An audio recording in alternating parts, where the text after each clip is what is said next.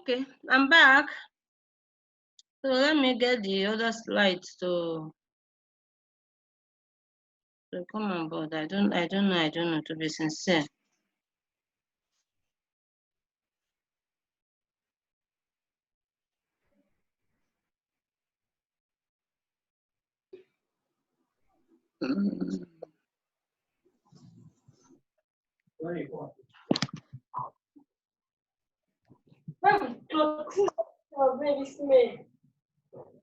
Our mic should be closed though. Our mic should be muted though. Is that okay? Yes, ma'am.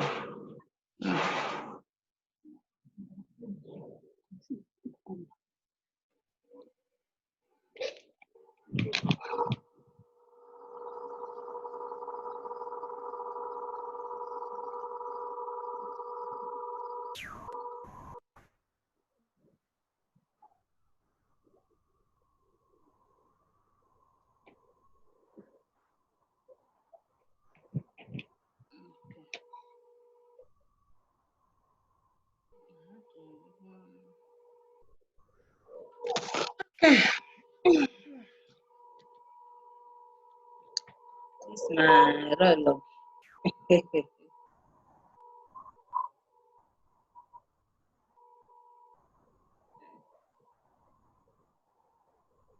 Okay, so we're back. So I'm going to share the screen for today's meeting.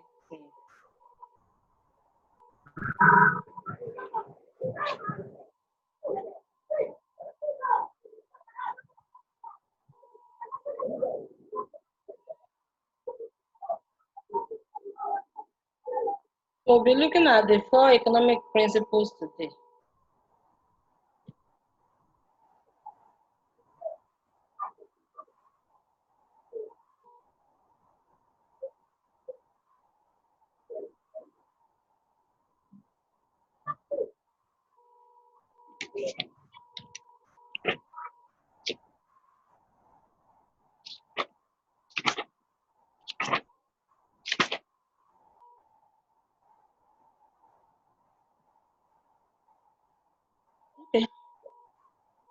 Okay, so we're here. We are going to be looking at the 4 economic principles: shortest move, greed and procrastination, least efforts, and last resort. So we are going to look at them, and as far as we can go with them, then we will go. Is that okay? So if we can clearly, Yes. if we can clearly take 2, we take 2. But if it is 1, we can take, or well, if we can take 2, because all of this make up actually 1 module. So, but like I said, we are having a bit more time now because of the first holiday. So I guess we can take all the time we want. Mary Solomon, your mic is still open, no? So everybody's mic should be muted by now. Anyway, I need to mute all of you by myself.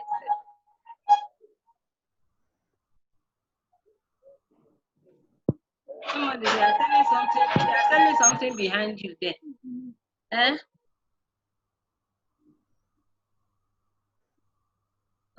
Let me see. I'm trying to see.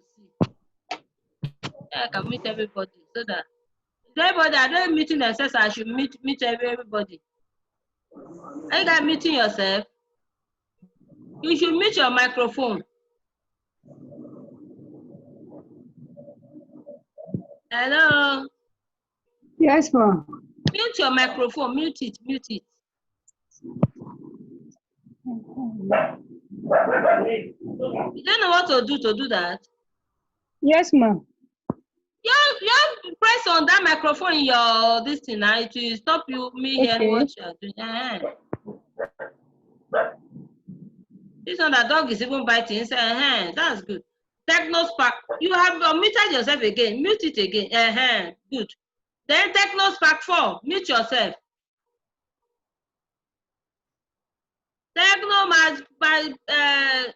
Technospark 4. Ayo Motola, mute yourself. Okay, I guess I'll have to go and mute everybody because you guys are just not listening to me. Are you guys there?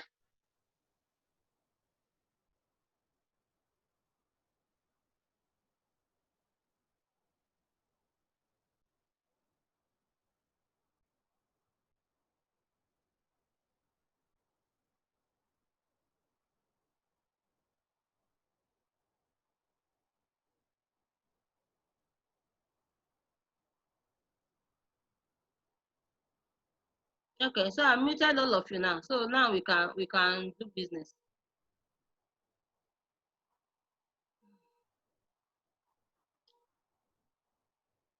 Okay.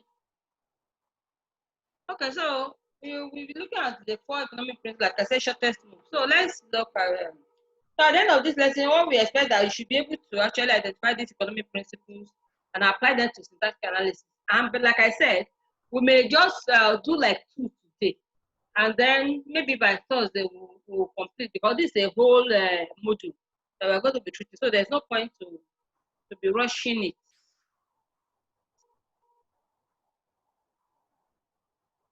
Techno part. Okay. Okay, so what is the shortest move now? So let's look at the shortest move. What now in normally in GB syntax, this is where you see the government and binding actually coming into operation. Now we have the subjacent condition, and that is what where does it talk about now? It is talking about that the operation move in MP actually replaced the subjacent rule, which is formerly operational in the GP syntax. Now that means that essentially before a structure or an element can move, it doesn't just move. That the move it can make is only over a short distance. So when an element is to move, it cannot just move and bypass.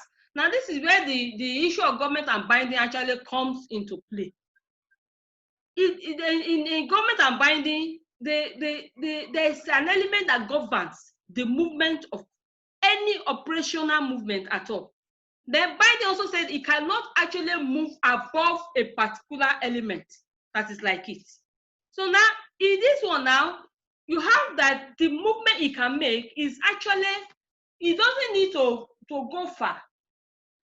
Any movement it can make has to be just short and within a range. So only a landing site that it can move to has to match the kind of thing that it is going to move.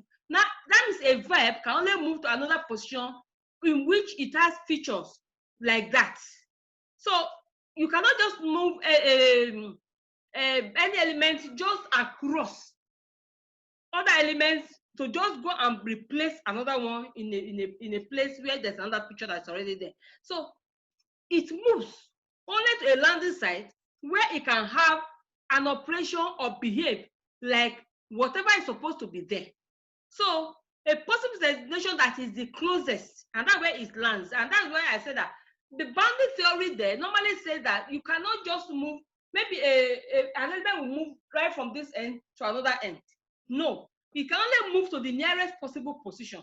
Now it is saying I should know that it can only move to the nearest particular position where it has operations that look like it. So a verb cannot now move and be behaving like a noun. No, it has to move to the nearest possible place where you have a position where it can operate like a verb. Excuse me.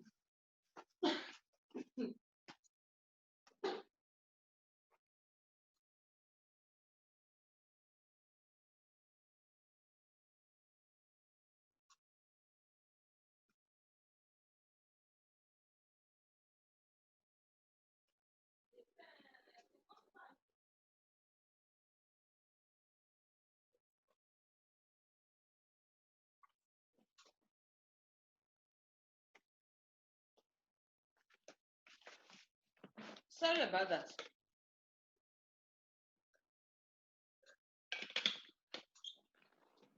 So the movement process has to be very short, deliberate, and precise. So a landing site is moved to will be where it can actually be licensed by other things. Okay, no, sorry, I'm moving to another one. I thought I actually explained it further there. So when you have an element that is a noun and you move it to the position of a verb, the problem you are going to have likely is that it's going to cause you to have ungrammatical elements. And that is why it says that the movement that you can have, move to the landing site, where you can have matching features, where it can behave and operate like those matching features. So if we do not remember any of the things, let's remember that movements are constrained. They are constrained by the length of position they can move to. They are constrained by the features that must be present in the position they are moving to. So every element must move to the possible shortest distance. Every element must move to the place where you can have the landing site, where you can have a matching feature. So you cannot just move from here and go and land in another place where it can actually cause a problem for the structure. And now we say that it will actually crash if that's what happens. But when it moves, when a verb-like element moves to a position where it can work like a verb, when it's moving to the nearest possible landing site of a verb, then you can actually call it a shortest move. So that is what we are talking about here, that here again you have the subjacency rule actually operating there. So a movement is not just for moving sake, like we have in the structure that we have that we use as example before. Now if you are moving can't, you can actually move to a position before you can only move to the position immediately before that subject noun or pronoun, as the case is now. Now you cannot now move it, and I say you are moving it now. The man said that, can he move? You now say, you now move can. So now say, can the man say that, can he move? Of course, you'll be having a structure that does not make any sense there. So it will crash. That sentence will crash. So we now say that it can only move. So that can now, as it's moving from you can only move to before you or before he, as the case of the example that Mary gave us. So this is what we need to understand about the way the shortest move operates. That it moves within a short distance and it moves to the possible way where it has all the matching features in the new landing site. So is that one clear? If that is clear, let us move to the next one, which is greed and procrastinate. Now,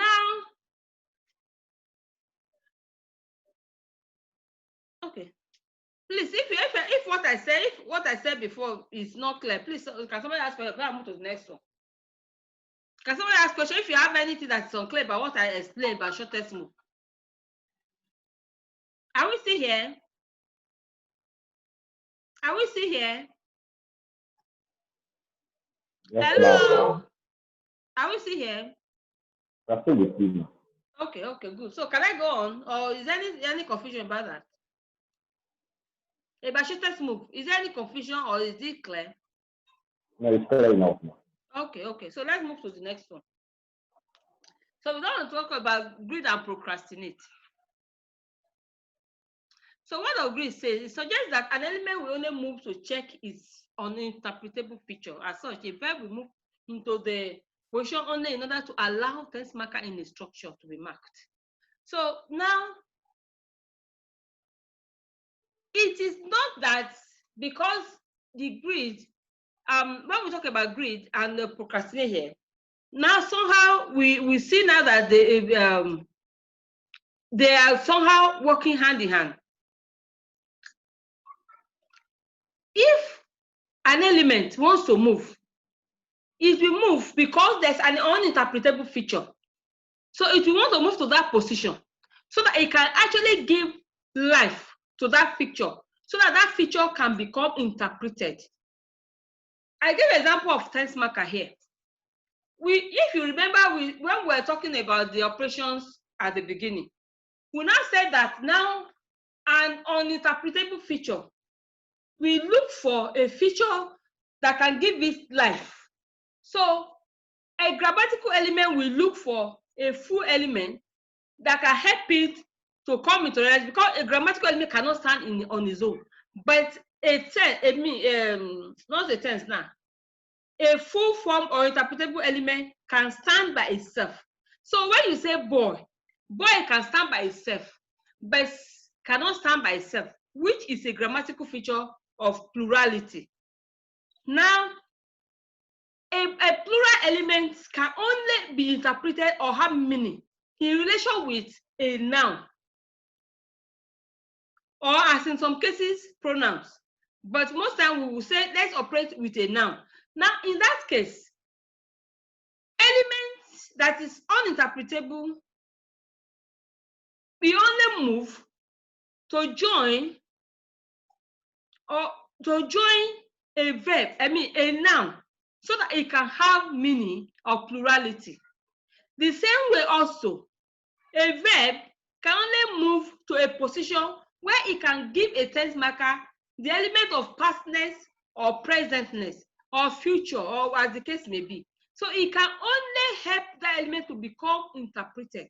That is also, you see, it is quite selfish on its own, the way it works. So it doesn't work because it likes that element, but it works because it needs that element to have full realization of the message it wants to pass across. Now, procrastinate on the other will say that an element that can wait should wait.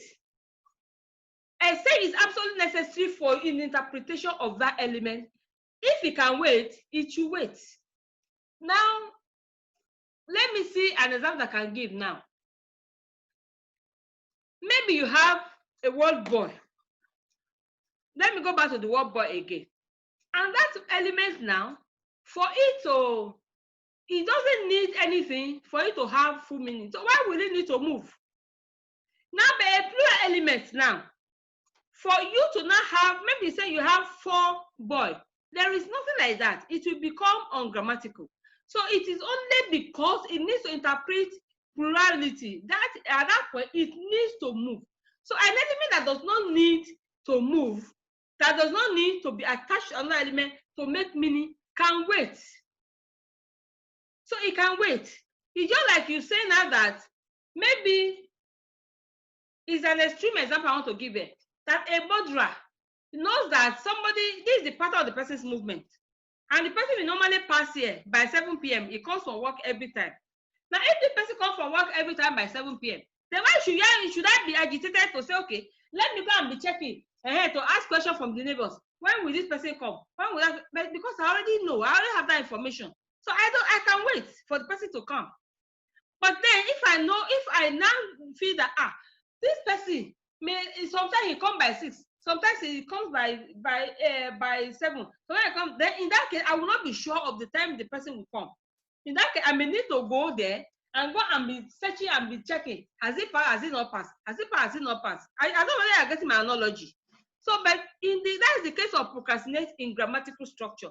So an element that does not, a feature that only gets realized is, that it means that the only way it can get realized is for it to be attached to somebody, then it cannot wait. It has to move and probe and look for the element that can give it that feature to be able to get realized. But the one that cannot, the one that knows that, oh, by the time this particular feature wants to get realized, it must look for me, then it can wait. But the one that knows that I don't need them to get realized and see the make full meaning, that one can wait. Now that's when you see the operation of procrastinate. I don't know if I'm making any sense from with this example. Am I making any sense to us? Somebody speak to me, please. Somebody speak to me. Yes, ma'am. Okay, it's only one person that is hearing what I'm saying. The other people are not hearing what I'm saying. Are the other people hearing what I'm saying? You can mute yourself and answer me, or you begin to mute yourself. Unfortunately for me, I don't have board to use here. I wish I do, but Yes. I say what?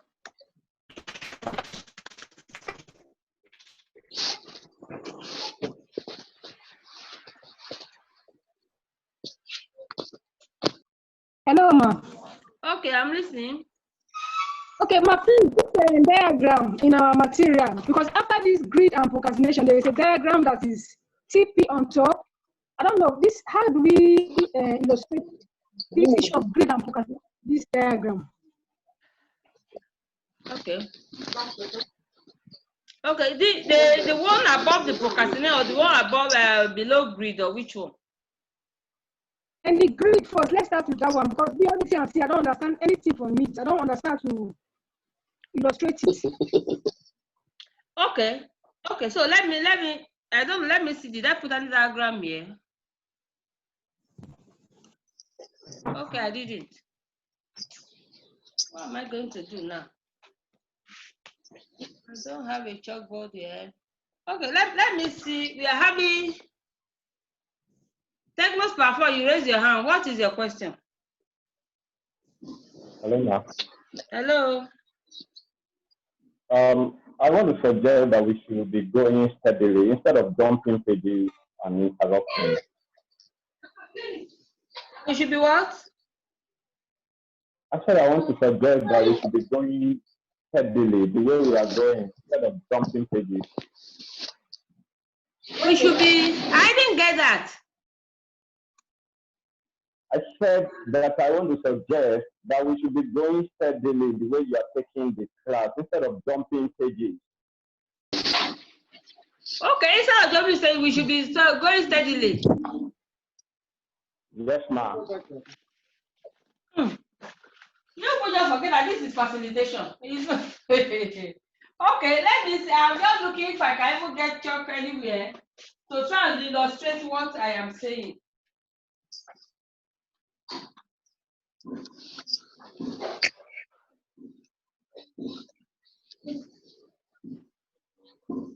Okay, I can't get any. So maybe on Monday I may have to go with my husband to the office to see if I can get a class I can use. But let me try and see what she was saying here. Now when we look at the first example, I type the manuscript. Can we use that? Can we use that? Are we all open to it? Under grid. Yes, yeah, ma'am. I type the manuscript. Exactly. Okay, so you see now the first one, the TP, that's the tense phrase. That is the sentence. Are we following that? Yes, ma'am. Now you see now under the TP there is open. Okay. Then typed has the tense and the VP. So you have under the DP, you have the DP with tense. Are we following the other people? Are you open there? Yes, ma'am. Now you now see now under the type now there is a under the T there is a T and VP. Yes. Okay. Now the VP again has another DP. Yes. Another DP that has a verb under it.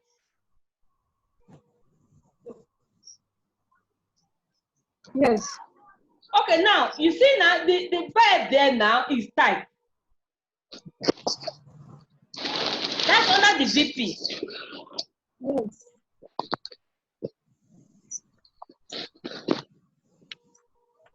Okay, so are you seeing my iPad? You cannot see it. It's not clear. It's clear. You are seeing it. You are seeing my iPad? Yes, ma'am. I can see it.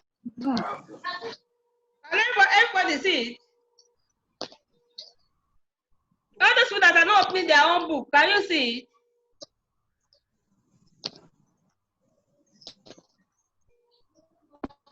Now you can see. Wow.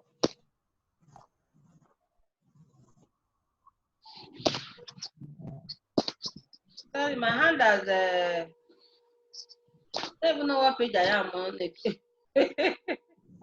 Sorry, I don't know the page I am on again. That should It's be page 36, ma. 36. Okay, let me see my other thing to match on 36.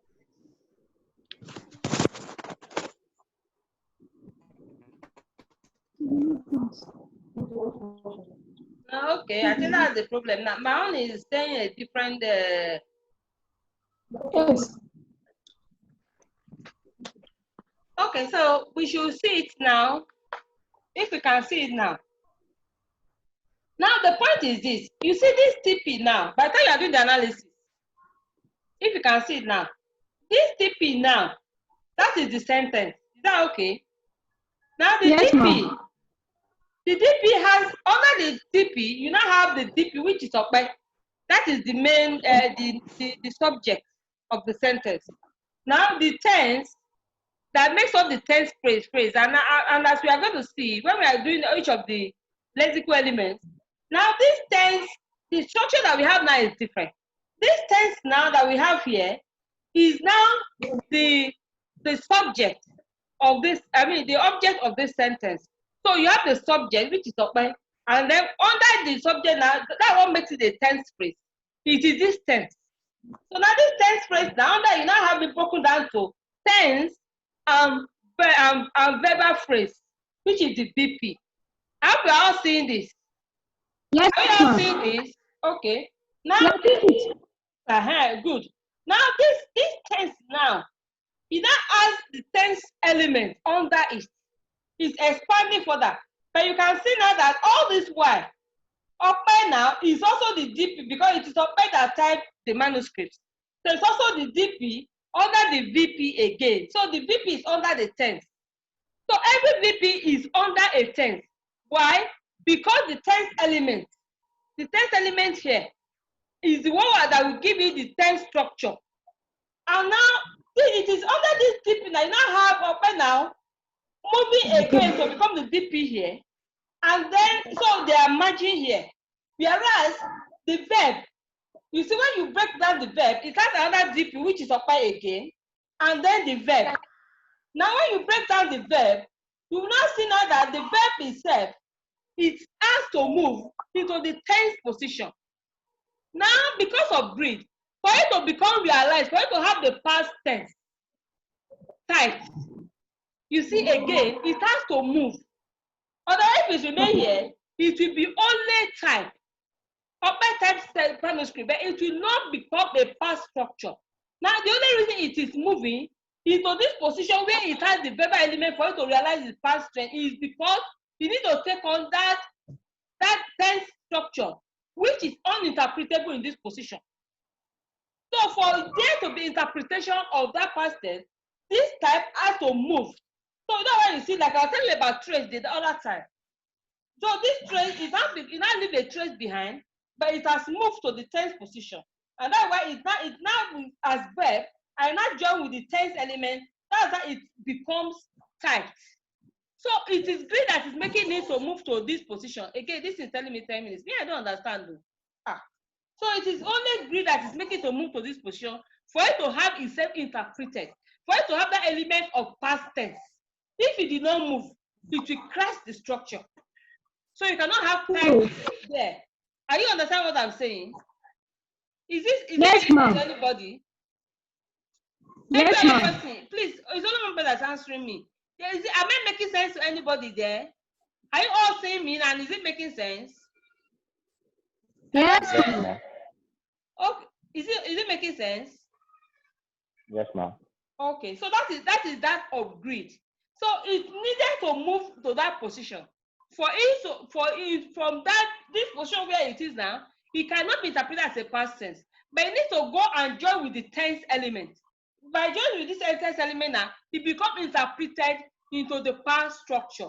And that is what we are having. That's why it cannot change to the full sentence of Open typed the manuscripts.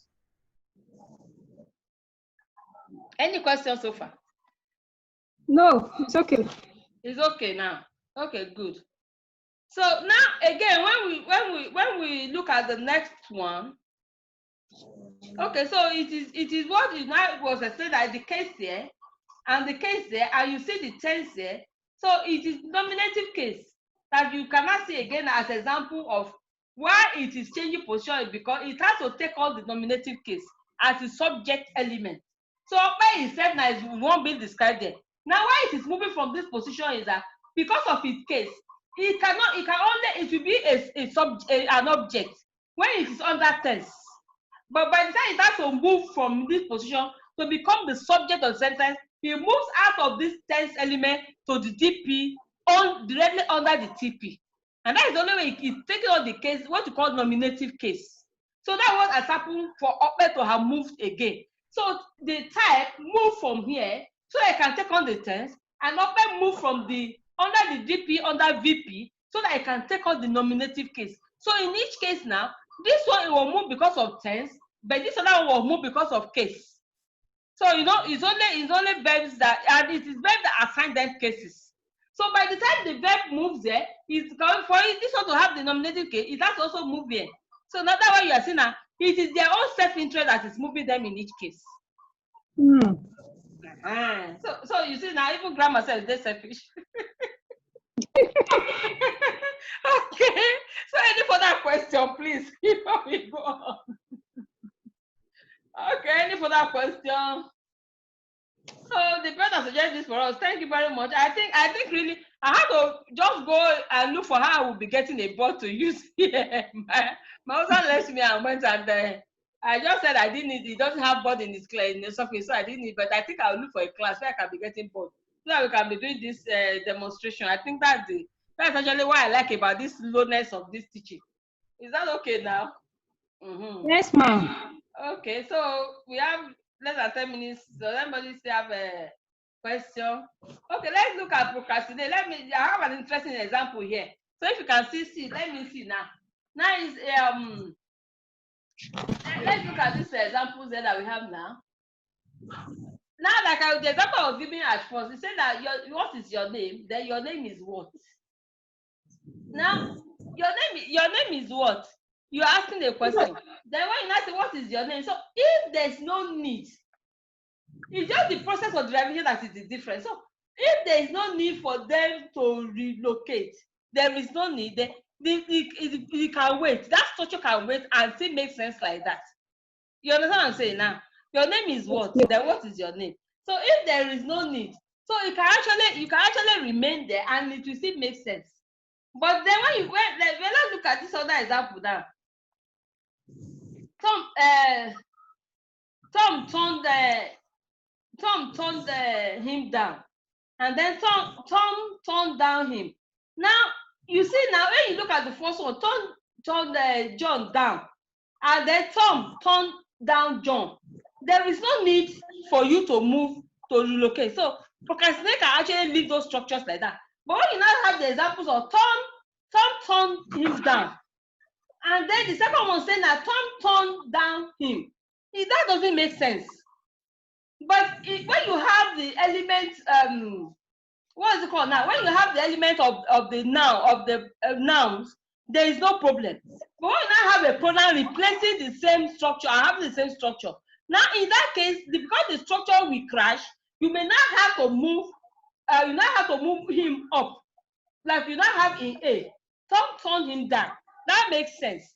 But if you say Tom turned down him, that one does not make sense. So what you need, you will have to move. That structure will have to move for it to make sense. So that's what you see now. Procrastinate is that when you don't need to move, there is no point to move. But when you have to move, then you have to move. So I think we are being warned that our time is over again.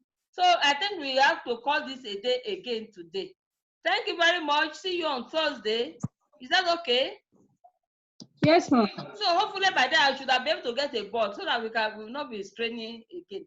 So thank you very much for coming to class today. So we'll see you another. Thank you, ma. You're welcome. Okay. Have a good night, ma. And you too.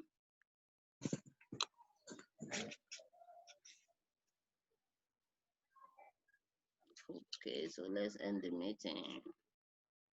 So I will try and post this into the chat rooms. I mean, to your Moodle class.